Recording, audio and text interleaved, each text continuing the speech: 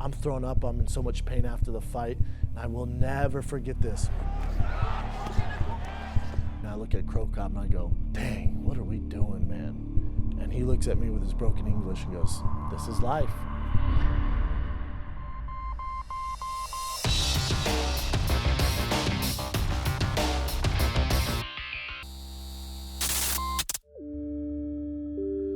Why did I choose to fight?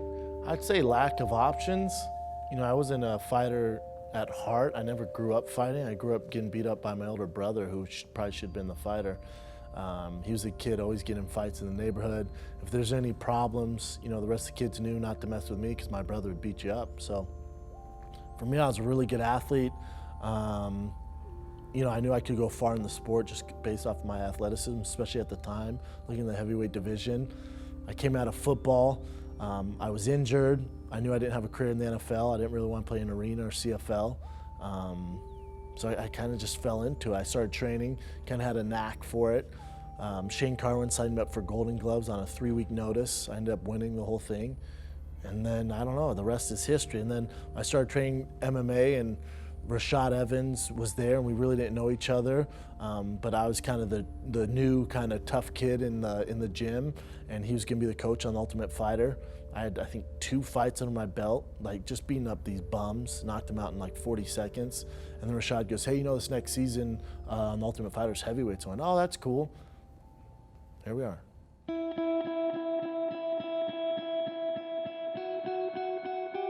Yeah, I find it fascinating when guys are like, it was crazy, it was horrible. It's not that bad. Like, it was 6 weeks, they feed you anything you want. I guess for me it wasn't that bad because I was winning. You know, and I realized that if I just dedicated my life to these 6 weeks and I did well, even if I lost in the finale, the show was so big, as long as I got there, I'd make a name for myself. So I just focused on that.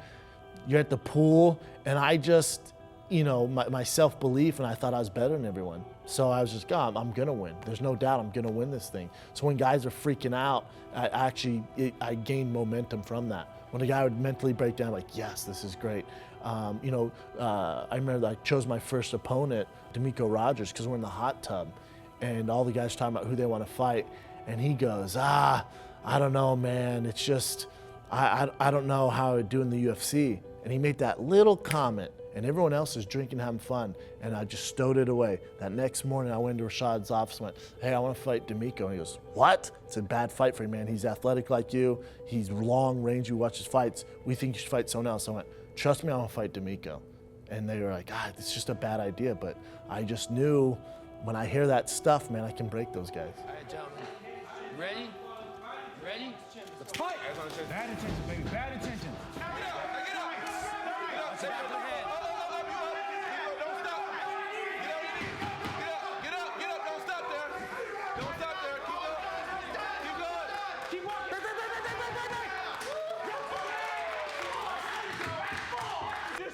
We're scoring now.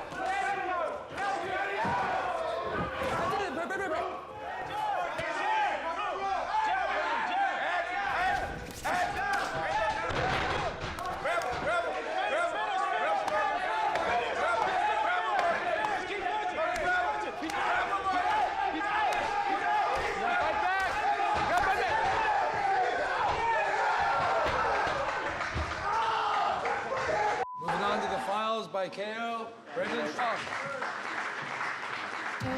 Make it to the finale with 4 fights against Roy Nelson with 30, former world champ. All right, gentlemen, we know the rules. Protect yourself at all times. Follow my instructions. We're going to keep this fight clean, touch gloves, make it official. Big country against the hybrid. Yeah, I was always nervous to fight, but I think ignorance is bliss. Like, you know, Roy's a vet. He's been there before. You know, he fought Andre Arlovsky, Ben Rothwell at that point. You know, a lot of guys. Kimbo Slice. He just beat Justin Wren, which was a close fight. I literally thought I was just going to destroy Roy. I thought I was going to smash him. My whole camp, you know, saw my capabilities, how I stacked up against Shane Carwin, my main training partner. So, I mean, everyone in my camp thought I was just going to smash this guy, and I thought I was going to smash him as well. And, and then someone came up to me, and this is how naive I was. Someone goes, "Man, you're an underdog on the betting lines?" I went, "What? Oh my God!" Someone tossed 10 G's on me, man. Who has 10 G's? I was just, ignorance is bliss, man. I was so young and cocky and stupid and just didn't know the fight game, and I was just going through the motions, man. And you look at that fight, I fought like I was going to destroy Roy. I come out freaking like a banshee. I'm lighting him up. Oh, good quickness displayed early by Brendan Schaub. Brandon shucks it off, lands a couple nice shots. Oh, good combination by Brendan. He takes me down, I pop right up. Brendan's up. Back to his feet. And then he lands that overhand right behind my ear, and that was a rough night, man.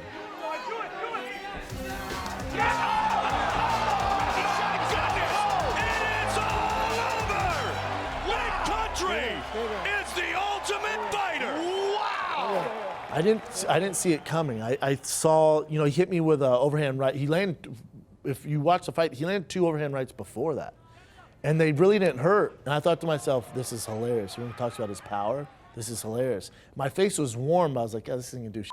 And then, when he clipped me behind the ear and I go down, I've never lost at anything in mixed martial arts. Jiu-jitsu, boxing, I was a Golden Gloves champ, knocked everyone out. So I didn't really know how to deal with that loss. That was tough.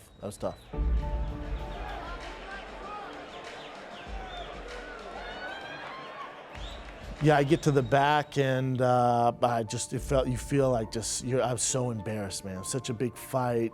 I just felt like a loser. I felt really embarrassed. And then, my teammates were back there. I remember Brian Stam was back there. He won, and it was a good win for Brian. And then Keith Jardine was back there, and Keith came up to me and went, what are you gonna say? And Keith just goes, "I feel sorry for the next guy you have to fight." And it's kind of the right thing to say. There's not much you can do. But it was just the right thing to say at the time. Like, Keith has been in the highs and lows of the sport. So that was nice. The thing that sucked is I had to stay to do interviews the next morning for The Ultimate Fighter. And I'm around Roy and those guys, and I'm sitting there, and they're talking about how great it is doing The Ultimate Fighter, and you're in the tough gym, and it was miserable, man. So miserable. I don't have any actual clinical depression issues. I'm not a dark soul, man. I always see the positive out of things. I wanted to get right back in there. I thought it was a fluke win. I want to get right back in there.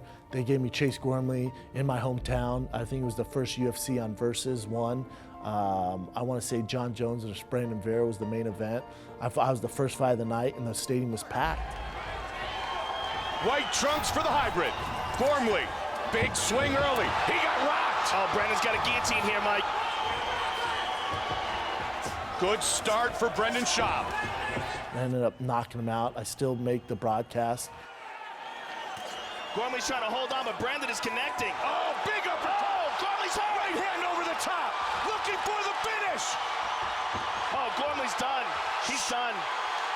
That's it. It's all over. I got a bonus that night. And then we're right back on. I forgot about that fight. We're right back to the races, and I'm back knocking guys out. Whether you win or lose, if it's quick, you learn nothing.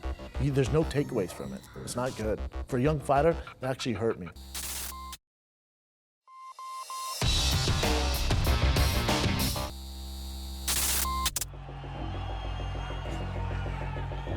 I remember I was really nervous for the fight because Chris Tucker was 20-1 at the time. Not a lot of losses. Monster, really good wrestler, big guy, has fought some tough vets. I didn't fight a lot of guys, man. I'm trying to, they're tossing me to the Sharks here. Given the nickname by none other than Brock Lesnar, the Crowbar. And you know what? You can hear it coming out of the mouth of Brock Lesnar. He said, "'Cause you're one grinding son of a gun, kid." Shane Carwin versus Brock Lesnar was the main event. And Brock and Chris Tucker were best friends, train partners. Shane and I are best friend, train partners. So that's how that fight lined up. And so I'm nervous for the fight. I'm worried this big guy's gonna take me down and make this fight miserable at MGM Grand.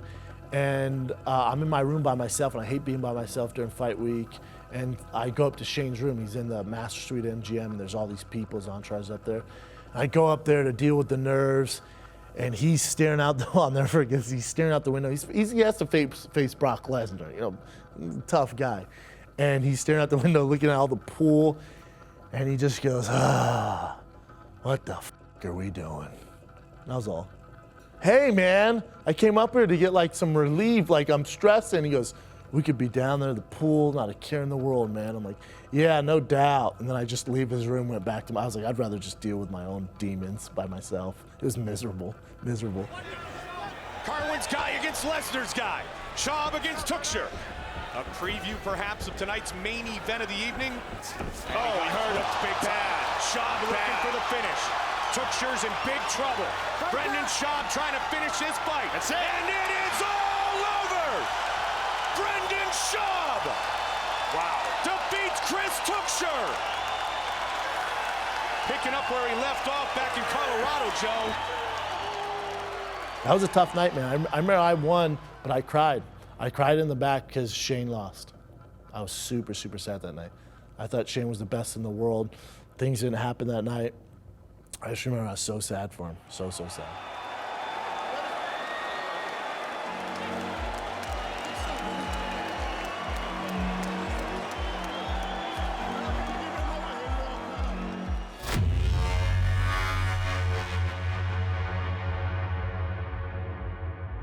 My first test.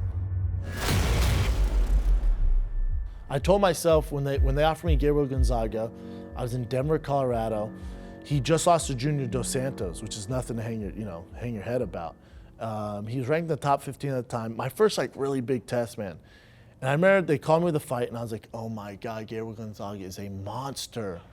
There's a big right hand early on, and it is all over. I'm used to him, the Crow Cop highlights, even that Randy Couture fight, he's a nightmare to deal with.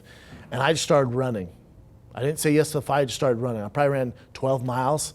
My feet had blisters on them. I didn't know what else to do. I was like, and I remember I was running down Arapahoe Road. It's hot as hell outside. It's nighttime. And I have all these blisters on my feet because I don't have the right shoes on. And I remember just telling myself, all right, here's the thing. If you don't beat Gabriel Gonzaga, let's move on. If you can't beat the Gabriel Gonzagas of the UFC, this isn't for you. You're not going to do the whole Leonard Garcia, Chris Lieben thing, win one, lose two, win one, fan favorite, brain trauma, no money, family, that life, and then go work at a UFC gym. That's not for me. I will never be that guy.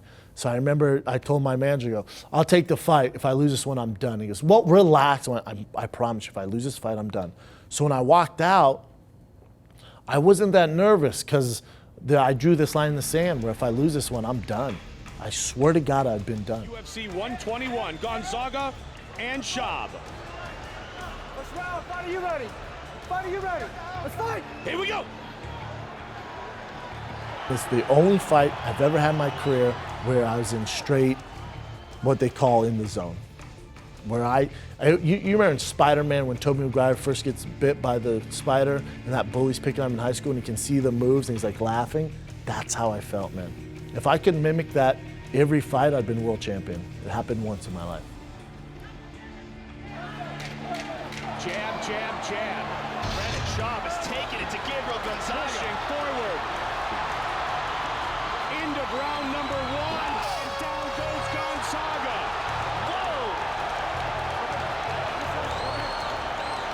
Man. Wonderful, brother. Take a deep breath and let's be fresh. He is dead tired. Don't get lazy on me, okay? Let's have fun, let's win it. Here we go, baby. It is time, baby, it's what we do. What we do. He seems a bit paralyzed by the strikes of Brendan Schaub. First time going decision, I was so happy because I've always, in the gym, I was always known for my cardio. I worked so hard. I wanted to be known for my cardio. I never got to show it. So with Gabriel Gonzaga, who is a world-class fighter, to go 3 rounds, I learned so much from that fight. I learned that my training camps are actually pretty good. Because you don't learn anything in those. Whether you win or lose, if it's quick, you learn nothing. There's no takeaways from it. It's not good. For a young fighter, that actually hurt me. It'd been better if I went 3 rounds with Chase, 3 rounds with Chris, then fight Gabriel 3 rounds and really get experience on my belt. I didn't have experience, man. I had no live experience. Gonzaga lost to Randy Couture, but broke Randy's arm in the fight. He got tagged by Schaub on the combination. Let's look at that again. It's all speed, Mike. Speed in the combinations. He clipped him there. Gabriel's legs went, and he just swarmed on him. See, he hurt him several times in that round. I mean, right there. He's worked his hands a lot to mix in with his takedowns. Of course, he's got the boxing background, and he comes charging in on Gonzaga He there. tagged Gonzaga with a right hand right on the chin there, Mike.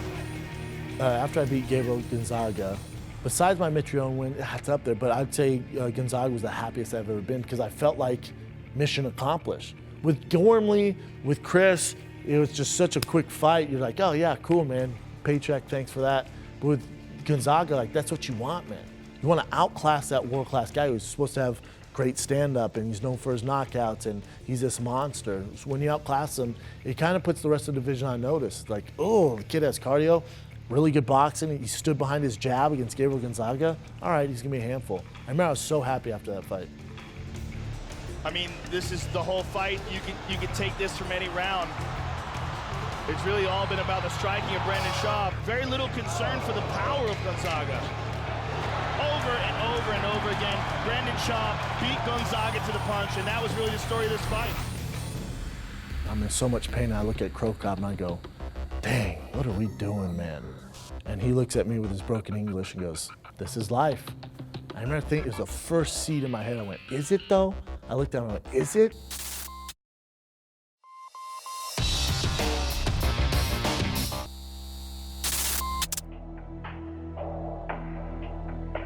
I knew I would get far. I knew I'd get far. I knew how it stacked up against Rashad Evans, Shane Carwin, Keith Jardine, GSP. I came from this crazy elite camp. I knew how I kind of stacked up next to those guys, how I kind of lined up.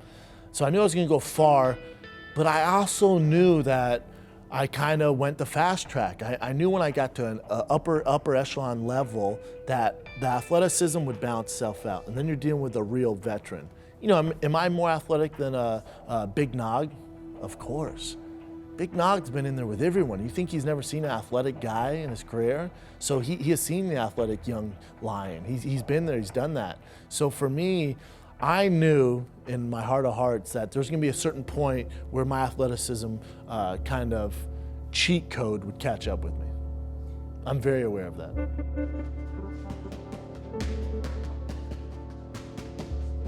Crow Cop's next. Originally, I remember they called me and they gave me Struve. And I was like, all right. And so I'll never forget this. They called me, I'm at the gym working out right after my Gonzaga fight. They called me to give me Struve, and I'll never forget this, my coach is holding mitts like this, trying to be like 7 foot.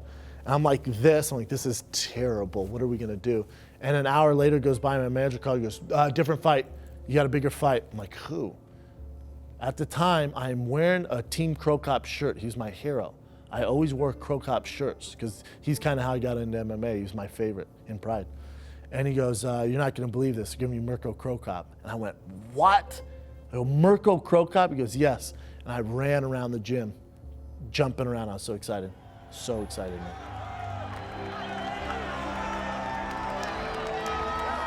Mirko Crow Cop, 27 wins in his MMA career, 20 of those, Joe, by knockout or TKO. With Crow Cop, I don't know, man. It seemed right. I thought it was the necessary step. He was this legend. I thought it'd be a good win under my belt. Again, just being naive and cocky at the time, having this crazy self-belief. I thought I was gonna go in there and just murk him. Just Chase Gormley, I'm out, legend, but you're past your prime. Good Lord, was I wrong. Good Lord, was I wrong. Toughest fight of my life. The toughest fight of my life. Brandon is bleeding very bad. I can't really see where it's coming out. It looks like it's coming out of his nose. Crow Cop with the elbow. Yeah, he might have a broken nose, Mike. Uppercut. Over the top of the elbow again. Doc, you call time? Listen to me. Hey, don't listen to anybody else. Hey, Go ahead. fight from the right distance. When you get up in his clinch, don't let him clinch you. Let's You're take a look allowing at him to what bump up and pull caused those underhooks. You these told me you were not going to allow cuts him to do and that. the right? bleeding in the Don't nose. let him- And it is this short elbow here. Look at that. Boom, right on the nose. You see it there. Right on the tip of the nose. Let's take another look at it. You can see the point of the elbow lands right on the nose. You know, he shattered my nose in 16 places, reconstructive nose surgery, 16 stitches in my eye, 14 stitches in my lip. I'm thrown up, I'm in so much pain after the fight, and I will never forget this. He has a fanny pack on, and he's all bloody. He got knocked out, if you remember. He got knocked out. My goodness! It is all over! Wow. Whoa. Brendan Schaub knocks out Mirko Cro Cop. He's bloody, but I'm way more beat up. Like my face is soft. My eyes are up to here, my lips are here, and we're sitting in the back, and I'm throwing up from all the pain. And he's sitting there, and he's getting stitched up, and I give him Knuckles. He's my hero, man. I give him Knuckles, and we're talking, and the commission comes up, and you have to sign your checks, and they messed up and gave me his check. And I see how much he got paid. And I go, oh, I thought it was mine. I went, oh my God. And then they're like, oh, no. And they give it back to him, and then they give me mine. And I remember, I forget, I think I made $12,000, something like that. 12 and 12. Then got the bonus of, I think it was 100 or something like that. And I'm in so much pain. I look at Cro Cop and I go, dang, what are we doing, man? And he looks at me with his broken English and goes, this is life. I remember thinking, it was the first seed in my head. I went, is it though? I looked down and I went, is it? Mirko, is it, man? And for him it is. Like, this is everything to him. To me it was not. To me it was not. That was the first little seed in my head where I was really like, I'm not like him. Same, but different. I am not like him. I would not risk my life for this. This is not my passion. It is him. I mean, he's still fighting, kicking ass. He's an absolute legend, man. I have no business being in the same octagon as him. Officially, they'll say by TKO, Brendan Schaub defeats the legend. You're the reason I got started, Mirko. I think what that seed did is, like, fighting so serious, and I guess one of my biggest assets is I weigh the pros and cons of risk. And I realized that doing this for a job, it's such a risk on your health and your future that I trained so hard to try and minimize kind of the repercussions. That's the reason why I trained so hard. I was so scared to get hit, and I was scared of brain trauma. Well, listen, if you ask Cain Velasquez, if you ask Nate Diaz, if you ask some of these phenomenal fighters if they're worried about brain trauma, they're gonna laugh at you. They don't think like that, man. They're absolute warriors. I'm not. I'm just not. I remember Josh Barnett, when he was walking in the cage, I will never forget this. He tells Stitch, let me die in there. Let me die in there. You know what I say to Micah? Do not let me die in there. If I get in trouble, you throw that towel faster than you can imagine. Do not let me die in there, man. He's the war master. I'm Big Brown, big difference. You know, as far as fighters' rights, I know we talked about it till we're blue in the face and everyone wants to complain about it. And, you know, before I say this, let me say that it's not Dana's job, it's not the UFC job to fight for the fighters' rights. It's the fighters.